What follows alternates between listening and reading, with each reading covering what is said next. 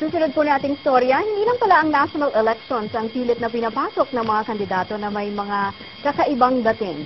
Kanina po dumating ang isang aplikante sa pagkapunong mahistrado ng Korte Suprema. Siya po yung judge na umamin na meron siyang advisor na mga duwende.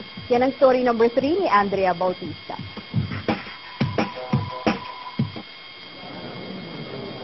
Sa malalas 2 minutes na deadline para sa application for Chief Justice, humabol sa listahan ng mga nominado ang huling pangalan para makumpleto ang Magic 3.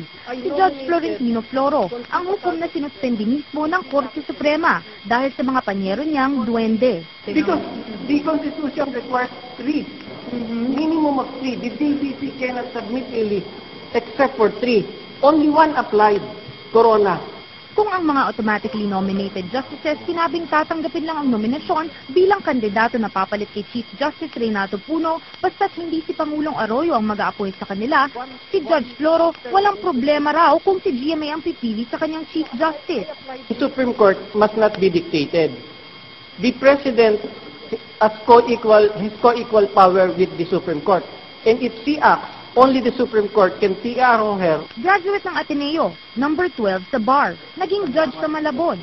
Sumabit si Floro at pinagdudahan na maluwag ang pamilyo matapos niyang aminin na kinukonsulta niya ang mga desisyon sa kaso sa trio ni na Luis, Armand at Angel, ang mga kaibigan niyang duwende.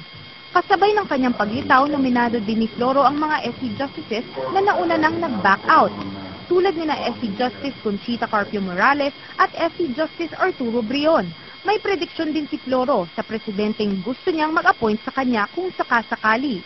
Gloria Macapagal Arroyo, I hope this would not be cut or edited, would survive her political battle self until the very end, but in the end, she would suffer.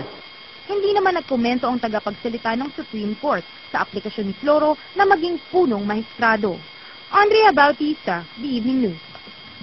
Siyempre, Sheriff, marami natatawa dahil duwende yung naging description na Alam mo, na makausap. we're not so sure na they're not better advisors than what the advisors of some of our politicians have right now. Di ba? Pero yun, sinasabi namin kanina ni Sheriff na pinapanood namin, ang hirap batikusin ng ganito kasi marami po sa mga kababayan natin ang naniniwala sa merong duwende. Di ba? Pag umikat ka sa mga probinsya. So bago pa